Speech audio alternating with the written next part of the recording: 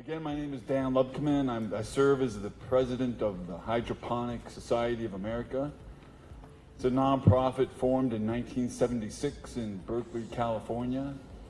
I've been the president for the last 19 years.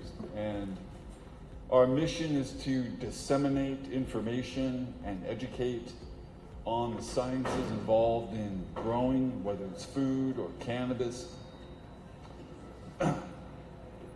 Growing that biomass with the greatest efficiency and in a sustainable manner, because what's happening right now is that the cost of operations to run a growing operation are going up.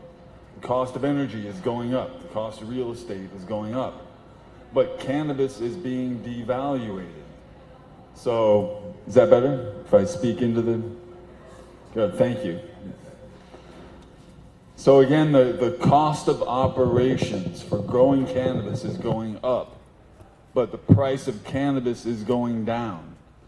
So for those of you interested in getting into growing cannabis, it's new here in Hawaii, but as time goes on, in California at this point, it's been devalued so far. For many growers, it's cheaper to go and buy it than it is to grow it.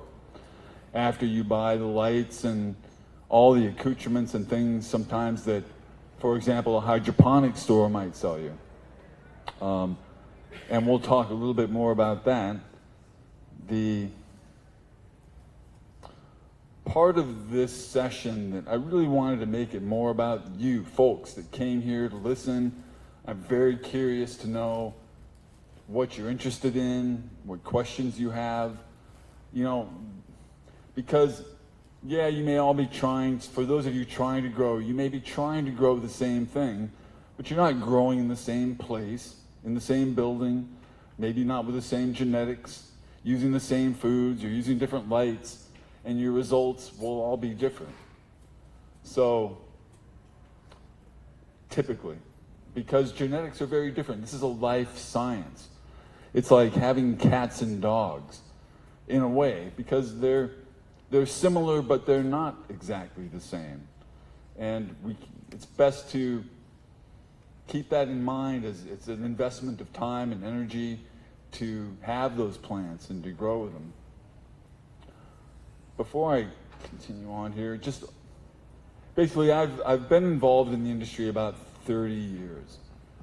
And when I started, cannabis was very much illegal, and the hydroponic stores that existed sold to growers mostly growing tomatoes and peppers.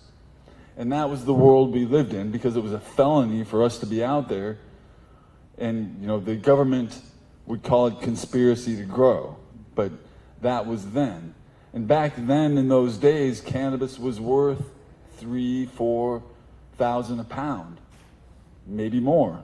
But those days are pretty much almost gone in medical and recreational states.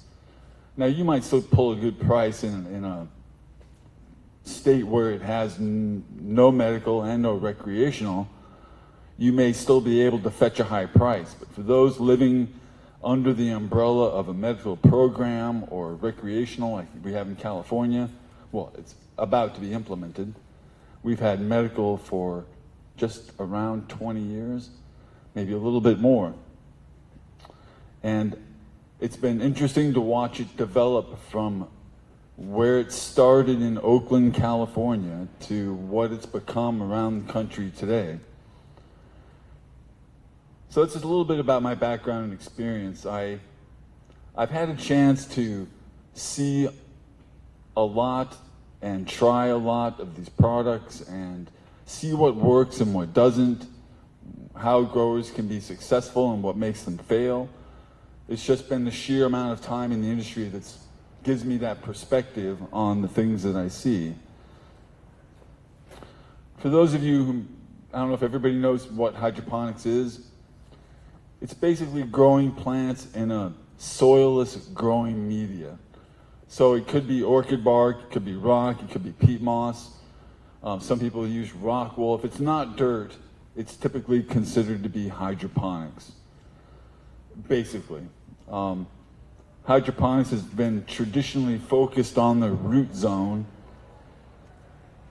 and the plant food, and hasn't been so much about the whole plant and the environment that it goes into and the light that shines on it. Typically, hydroponics has been very focused on the water, but if you put a hydroponic system into a bad grow room and have bad light or have bad genetics, you won't get the results that you want. And so it's important to have not just that water and just that root zone, but all things considered, to be successful and to have happy, healthy plants that you can produce good quality and do it consistently. I think that's the goal. Is, you know, hey, I want my meds. I need to produce them consistently because I have consistent need. I want them to be quality. I don't want it to have pesticides on it. I don't want it to have too much food in it.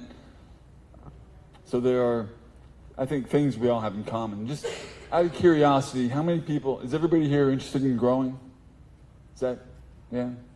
Is anybody here a commercial grower? Doing something on a big scale?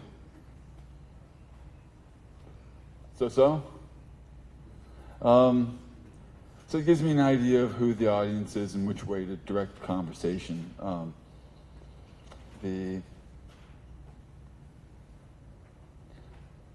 One of the big messages I have is that hydroponics doesn't mean whatever. It doesn't mean use whatever light or whatever plant food in whatever growing media, in whatever container, using all of these products that fill the shelves of hydroponic stores. And if you've ever been inside one, you'll see there's 20 kinds of plant food. There's 10 kinds of additives and hormones and stimulants and solutions, and it's endless. And it's hard to know, I think, as a consumer, which one to choose. You want one that works well and it gives you that consistency and that quality you're looking for. It's a maze trying to decide which ones, because typically the hydroponic people will recommend a product that their customers use. Some of my customers use this one, some of my customers use that one, but the customer shouldn't be the reference for science and education. The consumer comes in to learn, not to be told that what other consumers want. It's the science that has been missing. And remember when this was all black market, nobody scrutinized the bottom line. Nobody was keeping track of the ROI and how much it costs necessarily. You grew it, you made money, and that was pretty much it. But now people have to be fiscally responsible. We have to know how much it costs. Energy costs have gone up. It is expensive to grow if you have improper tools. So there's a lot of science in what hydroponics is. It involves things like biology, chemistry, engineering, and physics. And that's just the icing on the cake. It also includes engineering and physics and plant sciences and photobiology and mathematics. But I don't want this to be intimidating. It's basically just to show you that it's a little complex. It's a life science. It's something people go to school for, study, but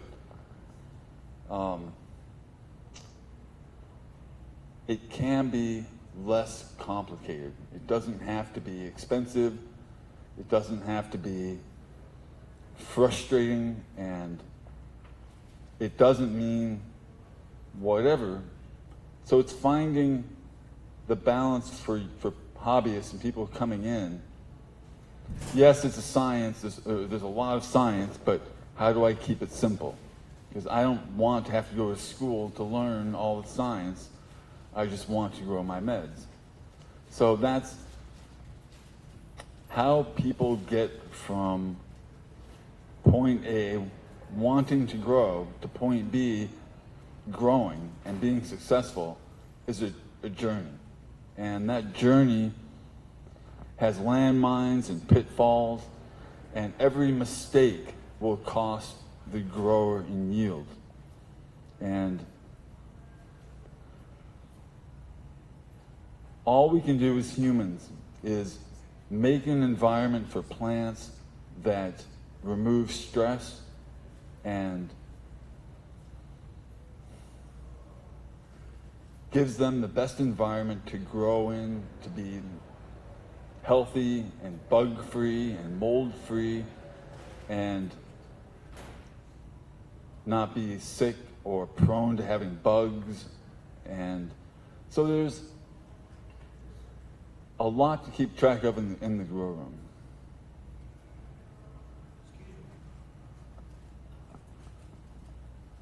No, this is a perfect time to take some questions. Quick question. Sure.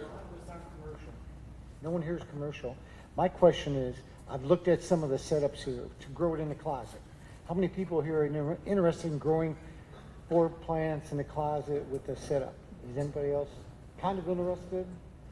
Okay. And what are the pitfalls? I'm looking at $2,000, $3,000 for a simple setup, and it seems easier to buy from somebody else. Right. So,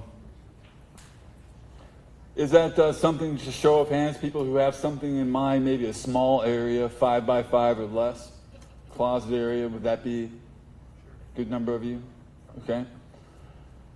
Yeah, growing in a closet has its pitfalls, and plants need good light, good food, fresh air. If that closet can be made into an environment where you would go and sit and you would hang out in there, it's probably good for the plants. If you would sit in there underneath that light and hang out, then yes, but there's no magic wand to make an environment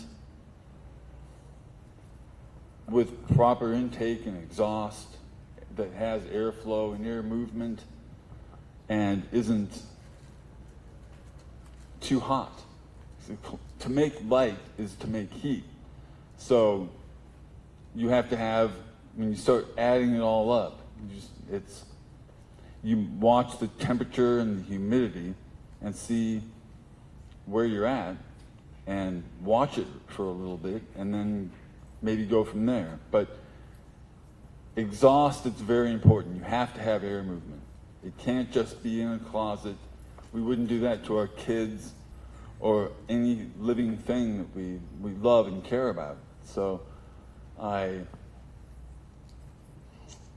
it's been done. It certainly has been. But it shouldn't cost thousands of dollars for you to do it. Did that answer your question?